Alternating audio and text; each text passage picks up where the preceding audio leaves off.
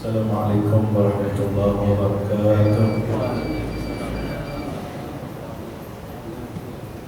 Alhamdulillah. Alhamdulillahilladzi ja'ala syahr Ramadan awwaluhu rahmah wa awsatuhu maghfirah wa akhiruhu idqan minan nar.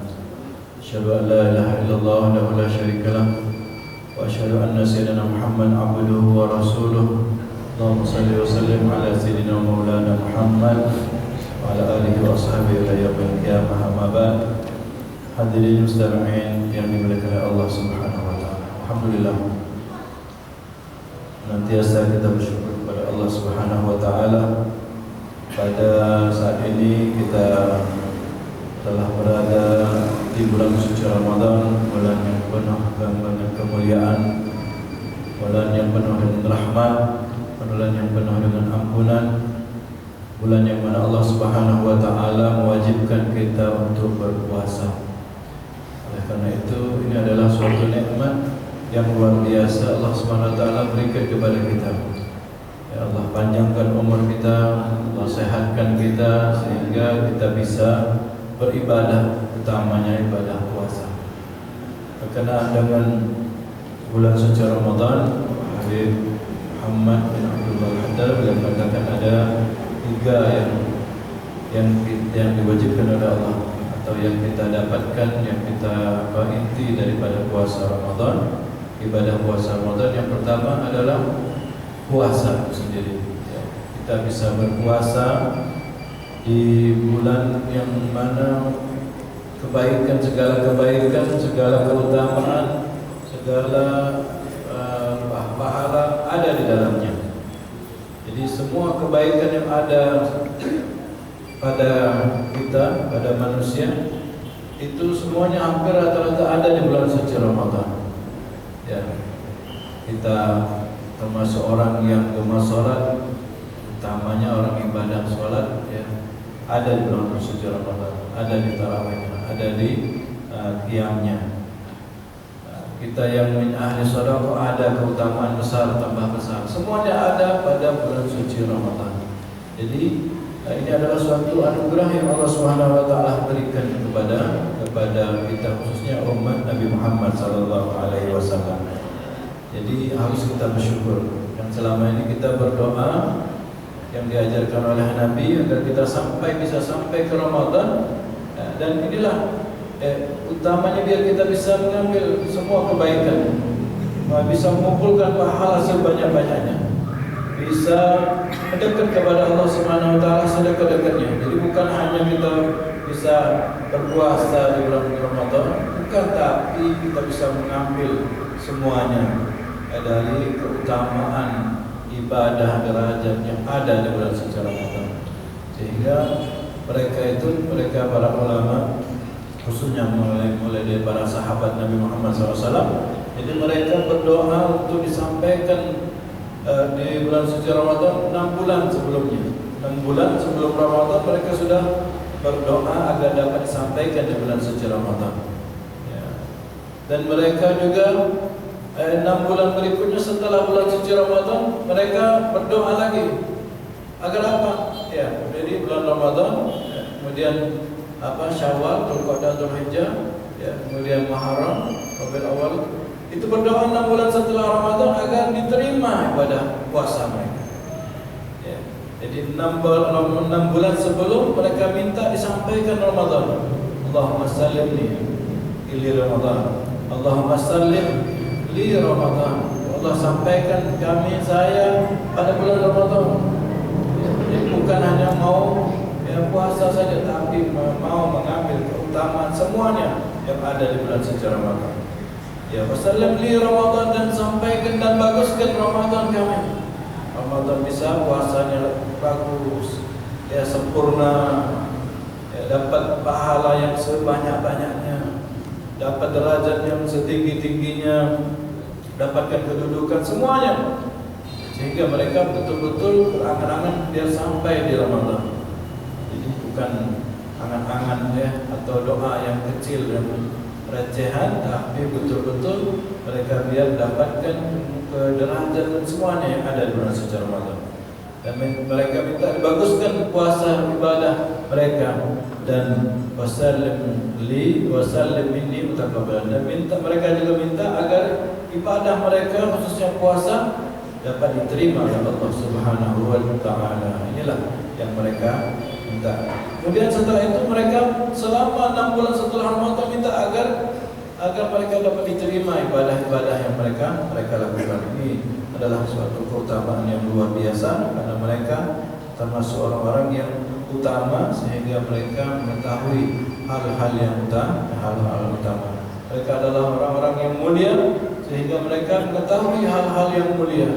Mereka adalah orang-orang yang ahli derajat dikarenakan mereka mengetahui derajat-derajat yang tinggi di sisi Allah Subhanahu wa taala.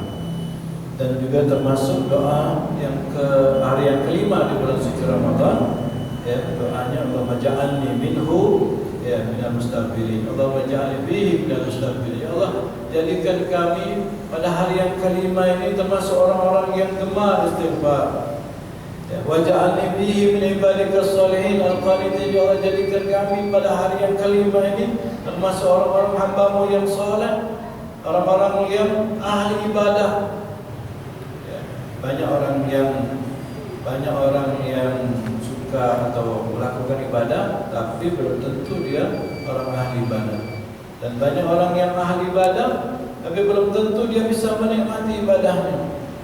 Ya, kita suka sholat, kita suka ibadah, tapi kita kadang 20 tarawih masih berat. Witir 3 masih berat. Mereka menggunakan ibadah malam mereka semaksimal mungkin. Mereka ahli Madinah, mereka salatnya bukan hanya 20, mereka sampai 36 rakaat. 36 rakaat. Kalau kita 20 masih nganyang belum. 36 rakaat. Kenapa? Ya, karena mereka para sahabat-sahabat Nabi yang ada di kota Madinah zaman dahulu.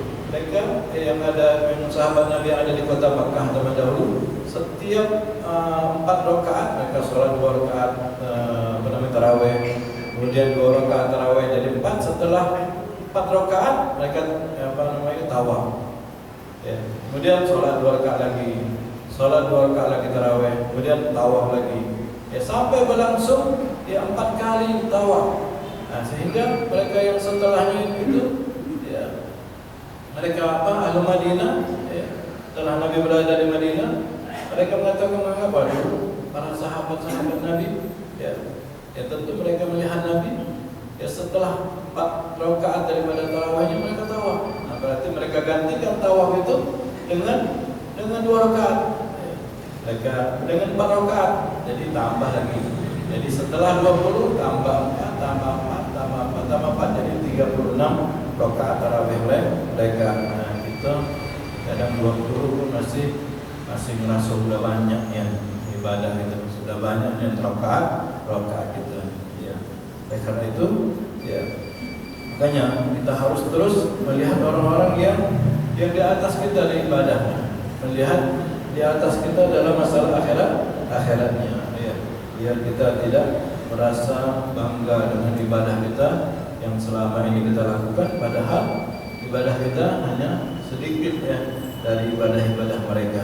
Wa ja'alni fihi min awliyaikal muqarrabin, dan jadikan saya di hari yang kelima ini termasuk orang-orang yang menjadi kekasih Allah, orang-orang yang dekat dengan Allah Subhanahu wa taala. Bi rahmatika ya arhamar rahimin, dengan cintamu wahai Zat yang Maha Pengasih dan Maha Penyayang. Ya. Ini doa-doa, amalan-amalan yang senantiasa mereka lakukan di hari-hari Ramadan dan di malam-malam Ramadan. Ya. Kalau kita melihat amalan-amalan mereka, para ulama-ulama dan para salaf itu, mereka sungguh menjadikan umur mereka, waktu mereka di bulan suci Ramadan ini adalah betul-betul semuanya untuk ibadah kepada Allah Subhanahu wa taala. Hadirin yang dimuliakan oleh Allah Subhanahu wa taala, puasa, kata Imam Ghazali dalam kitab Ihya, beliau mengangkat puasa adalah nama salah satu puasanya adalah sabar. Nabi Muhammad SAW memberikan nama puasa Ramadan ini adalah Syahrul Sabar, bulan harus kita banyak-banyak bersabar. Ya. Jadi kalau kita berpuasa, kalau kita tidak sabar, berarti pahala puasa kita masih dipertanyakan. Ya, kalau kita berpuasa Ramadan, kemudian kita tidak mengambil keutamaan sabar, maka kita tidak mendapatkan keutamaan ya, orang-orang yang berpuasa. Bagaimana ini Muhammad SAW menyatakan saumus syahrus sabar, berpuasa di bulan sabar ya. Wa saumu thalatha ayyam min kulli syahr, dan puasa 3 hari betul-betul puasa setiap bulannya, itu ayyamul bid. Jadi puasa Ramadan, puasa ayyamul bid ya, puasa mudahar, dan puasa terus-menerus ya, itu bisa apa? Bisa menghilangkan maghallatul, bisa menghilangkan apa? Jejak-jejak kealpaan. Ya. Maka para sahabat bertanya, apa itu jejak-jejak kealpaan? Itu bagian ya, tipu daya syaitan. Jadi orang yang berpuasa Ramadan bisa menghilangkan, bisa menjauhkan dari jejak-jejak tipu daya syaitan. Jadi yang biasa puasa ayyamul bid ya, yang biasa puasa dahar ya, dan puasa Ramadan ini bisa menghilangkan jejak-jejak langkah ya, bekas-bekas tipu daya syaitan ya. Kan syaitan diikat di bulan Ramadan. Syaitan ya dibelenggu ya, dalam hadis syaitan dilemparkan oleh Allah, dibelenggu di dasar laut. Tapi jejaknya masih ada. Bekasnya masih ada. Ya. Kalau kita biasa berjalan, misalnya ke Perumnas, kita biasa jalan ke Pelaju, ya. Dan kalau kita sudah ada kelihatan, maka kita hafal. Oh, sini belok sini, ini belok sini. Jejak-jejaknya masih kita hafal. Nah begitu juga. Ya, setan dibelenggu, tapi kebiasaan-kebiasaan kita kadang ikuti setan. Nah, jadi sehingga kita masih mengikuti kadang berjejak-jejak setan. Jadi dengan puasa Ramadan bisa menghilangkan jejak-jejak langkah syaitan, tipu daya syaitan ya. Ataupun setannya sudah dibelenggu ya, manusianya jadi setan, dia yang jadi setan ya. Na'udzubillah, masih dengan maksiatnya, masih dengan dosa-dosanya ya. Setan tak kelihatan, hilang, dibelenggu. Setan yang kelihatannya, dia yang jadinya. Nah, makanya Rasulullah SAW bersabda, as-sabru nisful iman, bahwasanya kesabaran itu sebagian daripada iman. Was-sawmu nisfus sabar, dan dengan berpuasa itu sebagian daripada sabar ya. Jadi kalau kita puasa ya, insyaallah kita sudah memiliki separuh daripada iman ya. Makanya di bulan Ramadan bisa meningkatkan iman, bisa mengembangkan iman ya. Makanya harus kita berpuasa. Makanya dikatakan juga oleh ulama bahwasanya bagaimana seseorang itu dengan puasanya dia bisa bersabar dengan ibadahnya ya. Jadi seseorang yang berpuasa Ramadan ya, dia ibadahnya itu berarti dia menghiasi dirinya dengan ibadah, dengan akhlak baik. Dia sabar. Dan seseorang yang berpuasa itu dia bersabar dari segala apa yang membatalkan puasanya. Berarti dia juga berhias diri dengan akhlak ya, menjauhkan daripada yang membatalkan puasa. Seorang yang berpuasa juga bisa berarti berhias diri dari menjauhi dari apa yang jadi kebiasaan buruknya setiap hari. Jadi orang yang berpuasa ya, dia bisa berhias diri, berarti dia berhias dengan ibadahnya. Ya, seorang berpuasa berarti dia berhias diri ya, dengan segala yang membatalkan puasa. Seseorang yang berpuasa berarti dia berhias diri dari kebiasaan buruknya. Jadi seseorang yang berpuasa itu berarti dalam seharian dia itu berhias dengan akhlak-akhlak yang baik. berhias dengan sifat-sifat yang mulia. Jadi bayangkan bagaimana kalau bisa kita sehari bisa berpuasa dengan baik, berarti satu hari itu kita menghias diri kita dengan akhlak yang baik. Ini Allah Subhanahu wa taala mengajarkan kepada kita untuk bisa biar kita menjadi orang yang selalu berhias. Selalu berhias dengan amal baik, selalu berhias dengan ketaatan, selalu berhias dengan sifat-sifat yang baik. Jadi kalau sehari saja sudah luar biasa, lalu bagaimana kalau kita sudah terbiasa setiap hari kita berhias diri dengan sifat-sifat yang baik. Karena kan Imam Ghazali dalam tubuh kita ini ada hizul, itu syaitannya, ada bagian syaitannya. Jadi kalau kita bisa mengendalikan daripada hizul syaitan, bagian syaitan ini, mengalahkannya, mengecilkannya, menyampingkannya, maka kita bisa menguasai diri kita. Dan juga puasa adalah merupakan salah satu amalan yang tidak dibalas secara langsung dengan pahala ini dan pahala itu. Maksudnya ada pahalanya, tapi yang lebih besar pahalanya adalah nanti Allah yang membalasnya. Jadi pahalanya la'allakum tattaqun. Balasan pahala daripada puasa dan ibadah kita akan menjadi orang yang bertakwa. Tapi itu tidak seberapa. Boleh kita harapkan kita menjadi orang yang bertakwa. Namun yang lebih daripada itu, yaitu kita mengharapkan balasan langsung dari Allah Subhanahu wa taala. Yang mana dalam Al-Qur'an Allah Subhanahu wa taala menyatakan, "Afala ta'lamu nafsun ma ukhfiya lahum min qurratil a'yun jazaa'an bima kanu ya'malun." Maka sesungguhnya seseorang itu tidak akan mengetahui apa yang Allah akan berikan kepada mereka-mereka yang ibadah, apa yang Allah akan berikan balaskan kepada mereka-mereka yang taat, yaitu dari kebaikan-kebaikan, maka Allah yang akan memberikannya dengan sebaik-baiknya. Tidak ada yang mengetahui. Makanya pahalanya bisa 70, bisa 700 kali lipat pahala tadi, pahala ibadah di bulan suci Ramadan. Bahkan tidak terhitung balasannya. Kenapa? Karena yang membalasnya adalah Allah Subhanahu wa taala. Jadi satu-satunya amalan yang Allah Subhanahu wa taala langsung membalasnya yaitu puasa.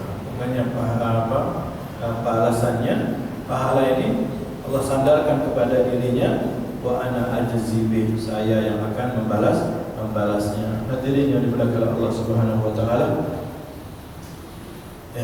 Jadi kita masih tidak begitu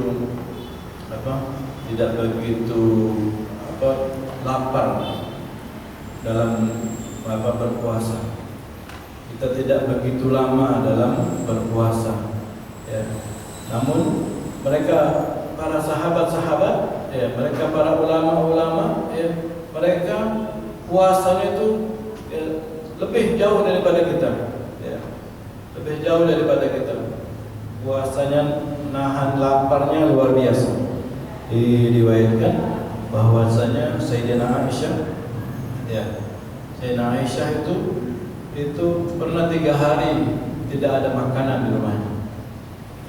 Tidak ada yang asap tidak kumpul. Tatkala ditanya, kau makan apa selama 3 hari ini? Kalau gitu lemas langsung. Kau makan apa selama 3 hari tidak ada asap yang ngumpul? Maka beliau mengatakan, saya dalam 3 hari ini hanya makan minum air dan makan kurma saja. Tapi mereka bisa semangat dalam ibadahnya, kuat dalam taatnya, walaupun mereka berbuka dengan seadanya. Jadi kita pun harus demikian. Kalau kita lihat apa yang mereka, para sahabat-sahabat Nabi Muhammad SAW, istri-istri Nabi Muhammad SAW, itu mereka ibadah, mereka berpuasa, maka kita akan malu dengan ibadah atau puasa yang kita lakukan selama ini, hanya menahan lapar dan haus dan apa yang membatalkan ibadah puasa kita.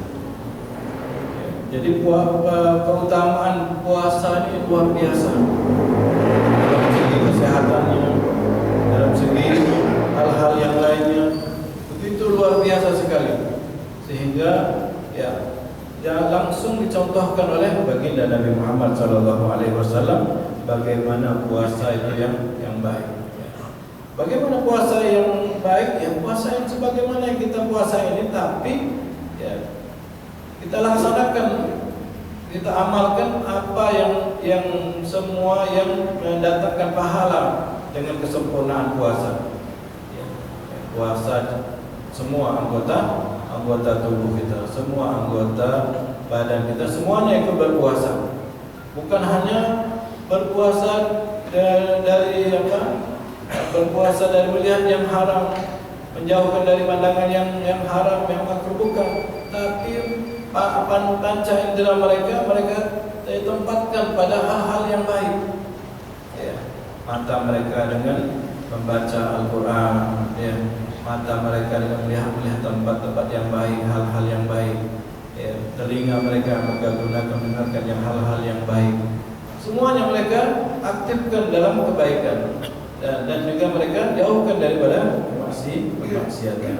Ya, sehingga pahala puasa itu bisa sempurna dapat ya seseorang lakukan, dia dapatkan. Hadirin dan dimuliakan oleh Allah Subhanahu wa taala, ada seseorang datang kepada seorang ulama. Ya, kalau dilihat ulama itu berbukanya hanya roti kering, yang mana roti kering itu dibasahin dengan air, ya, kemudian mereka makan dengan garam.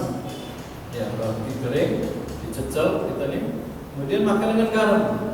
Nah, bayangkan sudah puasa, bukanya dengan cak itu belum. Nah, kalau kita ya puasa, bukanya berdoa. Ya, apa yang kepengen ada juga loh. Akhirnya ditanya, bisa kau nafsu makan seperti itu? Ya, antum bisa nafsu makan dengan berbuka demikian itu? Maka dia menjawab, qala ada'ahu hatta ashtari. Ya tidak apa-apa, aku biarkan dia. Aku biarkan sampai aku termakan dia. Ya kenapa? Dia menginginkan bisa mengalahkan nafsunya. Dia menginginkan ya, nafsunya tunduk kepada badan. Jadi kalau kita mengikuti nafsu itu tidak baik. Ya. Sehingga mereka para salaf itu mereka meninggalkan daripada minum es. Kenapa? Dengan minum es dia tambah nafsu. Dia tidak mau minum es sama sekali. Jadi dia mengalahkan nafsu. Ini bukanya dengan sedemikian. Sehingga dikatakan bahwasanya barang siapa yang berlebihan dalam makan dan minumnya, maksudnya dalam berbuka ataupun makan yang lainnya sehari-harinya, maka dia menyebabkan dia akan mendapatkan kehinaan. Ya, tidak mulia. Tidak menjadi orang yang mulia di dunia sampai akhirat. Bahkan dalam hadis nyatakan barang siapa yang banyak kenyangnya di dunia, maka di akhirat dia akan merasakan banyaklah laparnya. Jadi kita pun harus mikir-mikir kalau kita lagi makan banyak tadi, makan lemak tadi, harus mikir. Ya, di rumah diajak makan makanan yang banyak. Ya, lagi makan beliau nangis. Kenapa? Teringat Nabi Muhammad SAW makan tidak selemak kita, tidak selemak yang sajian-sajian sehari ini. Nah, jadi kita pun demikian kalau kita lagi makan lemak mikir. Ya, sesungguhnya orang yang kenyang di dunia, banyak kenyangnya di dunia, dan nanti banyak akan merasa lapar ya, di akhiratnya. Maksudnya di akhirat akan jadi orang yang kelaparan. Ya. Jadi puasa ini berarti menjadikan kita orang yang ahli ibadah, tadi berhias dengan kebaikan, berhias dengan ketaatan. Ya. Berarti Allah SWT itu baik sama kita nih. Sayang dengan kita, diberikannya bulan suci Ramadan. Dia diwajibkannya puasa. Ya. Dan dilipatkannya pahala. Coba ada Ramadan, ya mungkin amal kita bisa dihitung. Ya, amal kita, ya kita 5 waktu salat bisa dikalikan. Kita umur kita 70 misalnya, ya misalnya 5 salat 20 jam berjamaah terus, ya 24 kali, ya kali 5 sehari. Kemudian salat sunnahnya anggaplah 10 dikalikan 70 bisa hitungannya. Ada hitung, bisa dihitung. Ya rambut bisa dihitung oleh ulama. Tapi dengan adanya Ramadan tidak ada hitungan. Berarti betul-betul Allah itu sayang kepada kita sehingga diberikan yang bulan suci Ramadan, sehingga amal kita bisa berjumlah banyak yang tidak terhitung sama sekali. Jadi Allah itu sayang sama kita, Allah itu cinta kepada kita. Kadang kita rela tidak sayang sama Allah, tidak cinta kepada Allah Subhanahu wa taala. Ya. Allah sudah berikan segalanya kepada kita, khususnya berikan akal. Nah, kadang akal kita dikuasai oleh nafsu kita. Na'udzubillah. Makanya Imam Bishir, ulama Al-Bishir, beliau mengatakan innal ju' tusahhul fuad. Sesungguhnya rasa lapar itu bisa membaguskan hati kita. Nah, jadi kita puasa ini rasakan lapar itu. Kalau kita lagi siang hari jam 2 lagi panas-panasnya itu, lagi haus-hausnya itu, rasakan lapar dan haus itu. Nah, maka di saat itu lapar dan haus itu bisa menjernihkan hati kita. Nah, wahai kita ya orang-orang yang mau membersihkan hatinya, maka bersihkanlah hati kita, ya, jernihkanlah hati kita di saat kita berpuasa. Wa yumitul hawa. Puasa itu, ya, lapar itu bisa mematikan hawa nafsu. Ya. Sudah kita sering dengarkan bahwasanya nafsu itu akal ini bisa menguasai seseorang. Tergantung orangnya. Tapi tatkala dengan berpuasa, akal bisa tunduk dengan syariat. Ya. Wa yurisul al-ilma adabi, dengan lapar bisa menjadikan seseorang itu punya ilmu yang jeli. Ya, lapar itu bagus berarti. Ya, kalau seseorang merasa kurang pandai, kurang jeli, maka banyak-banyaklah berpuasa. Ya, bisa menyebabkan orang itu pintar. Ya. Ulama bernama Zinnun pun beliau mengatakan ma'akal tu hatta syabi'tu. Aku tidak pernah makan sampai kenyang. Maksudnya, ya, kalau saya makan sampai kenyang. Wala syaribtu hatta rawait. Dan kalau saya minum sampai saya kenyang dari minum, illa asaitullah aw amantu bi maksiat. Melainkan saat itu saya akan bermaksiat kepada Allah. Melainkan atau tidak bermaksiat, saya akan berkeinginan untuk maksiat. Kenapa? Saya tadi makan kenyang. Jadi setiap saya makan sampai kenyang, setiap saya minum sampai kenyang, hilang haus kita, maka kita senang kan? Bau daging, bau rendang, bau pindang, ya. Tahuilah, ya. Setiap kita makan sampai kenyang atau minum sampai kita hilang dahaga kita, ya, maka kita akan dikatakan oleh dia, saya akan bermaksiat kepada Allah. Ataupun saya tidak bermaksiat, ada keinginan untuk maksiat. Jadi puasanya luar biasa. Jadi berarti bisa menyebabkan kita tidak maksiat. Jadi berhias dari sifat-sifat dari masih jauh dari maksiat. Jadi puasanya luar biasa. Hanya kita yang tidak tahu. Ya, kita yang masih awam ini sebagai hamba Allah, ya, kita yang merasa puasa ya tidak lemah, puasa tidak ini dan tidak itu. Bahkan puasa bisa mendatangkan rezeki. Ya. Zahir dan batin pun kita akan dapatkan, bisa mendatangkan rezeki. Ya, puasa itu.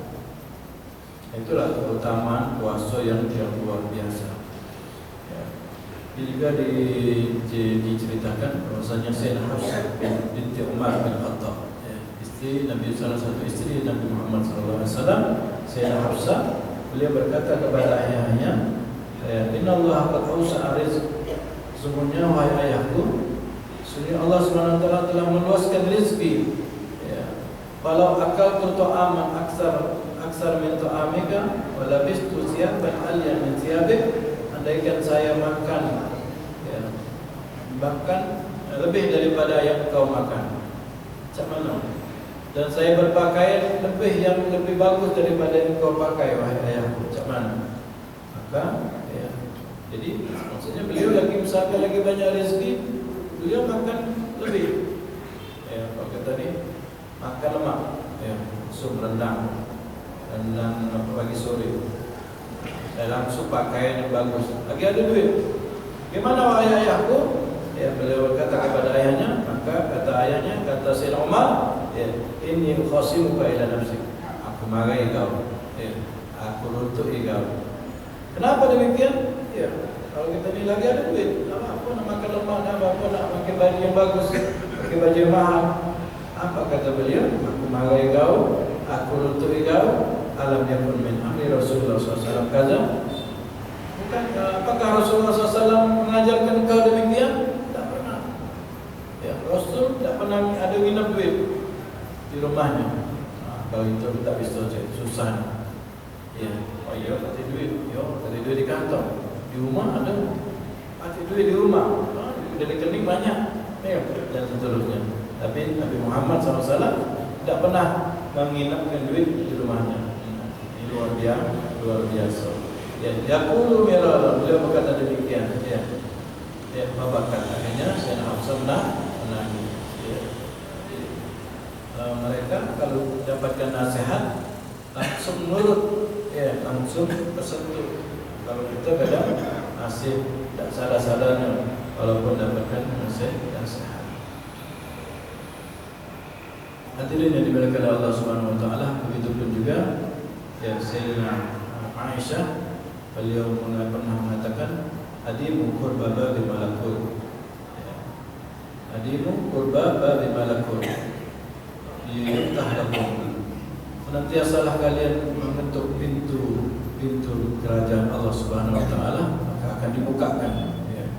Jadi maksudnya senantiasa kita berdoa, senantiasa kita mendekat kepada Allah Subhanahu Wa Taala.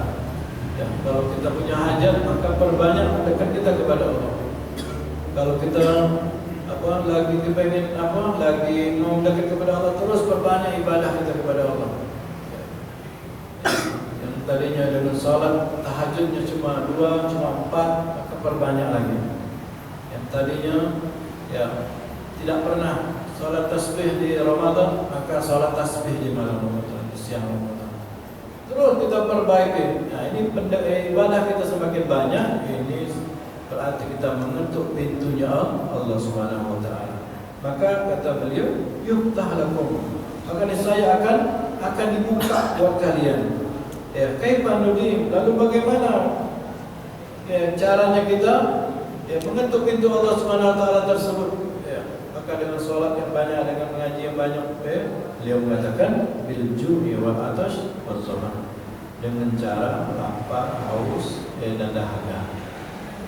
Jadi ibadah puasa kita ini bisa mengalahkan daripada sholat kita, bisa mengalahkan daripada ibadah-ibadah yang lainnya. Kenapa? Dengan lapar, dengan haus, dengan dahaga kita ini, inilah yang dirasakan oleh orang-orang yang miskin. Inilah yang dirasakan setiap hari orang-orang yang menjerit kelaparan. Mereka betul-betul meminta kepada Allah Subhanahu Wa Taala agar mereka diberikan rezeki, diberikan makan. Inilah orang-orang yang lapar, betul-betul mereka mengetuk pintunya Allah Subhanahu Wa Taala. Kalau sholat kadang kita masih lalai. Rakaat pertama masih ingat, rakaat kedua sudah banyaklah ingat yang lainnya. Rakaat pertama, rakaat kedua, kadang lupa apa yang dibaca di rakaat pertama. Surah apa tadi lupa. Salat masih lalainya. Tapi kalau kita berpuasa, kita nahan lapar dan haus, ini betul-betul kita ya mendekat kepada Allah Subhanahu wa taala. Jadi kita harus bersyukur kepada Allah Subhanahu wa taala, kita ini jadikan orang-orang yang dapat berpuasa ya di bulan suci Ramadan. Dan lebih utama lagi, kita diberikan kekuatan sehat afiat untuk dapat ibadah di bulan suci Ramadan. Kadang kita sehat tapi kita tidak sanggup untuk ke masjid.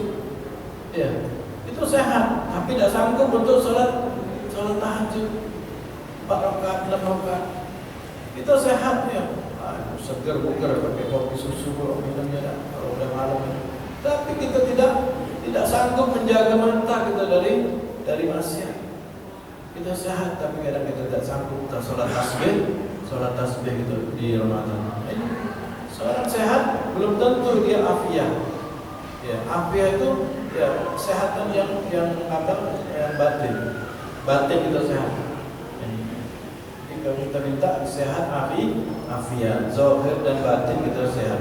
Ya kepengen sholat tasbih di Ramadan, tasbih bisa mampu sanggup. Pengen 6 rakaat 8 rakaat tahajud bisa. Pengen bisa menahan matanya dari maksiat di siang hari malam atau bisa.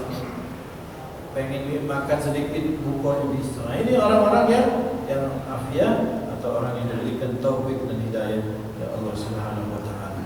Dan kita bagian daripada orang-orang tersebut, amin ya rabbal alamin. Jadi ceritakan bahwasanya iblis laknatullah alaih pernah nongol kepada Nabi Yahya. Ketemu Nabi Yahya ketemu iblis.